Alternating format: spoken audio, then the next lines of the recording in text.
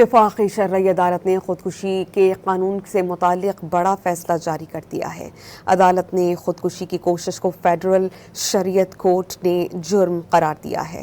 آپ کو اس بارے میں بتائیں کہ 2022 کے ایکٹ کے خلاف درخواست منظور کی گئی تھی اور ایکٹ کو کالعدم قرار دیا گیا تھا۔ 2022 کے قانون سازی میں خودکشی کی کوشش کو جرم قرار دینے کی شق ڈیلیٹ کی گئی تھی۔ قانون سازی میں ضابطۂ فوجداری کا جو سیکشن ایکٹ سے ڈیلیٹ ہوا تھا، شریعت کورٹ نے آج اسے بحال کیا ہے۔ وفاقی شرعی کورٹ نے محفوظ شدہ فیصلہ سنا دیا ہے۔ چیف جسٹس اقبال حمید الرحمان، جسٹس محمد انور اقبال، جسٹس امیر خان نے یہ فیصلہ سنایا ہے۔ ایڈوکیٹ حماد حسن ڈار اور ایڈوکیٹ اعظم ملک نے ان کیسز کی پیروی کی۔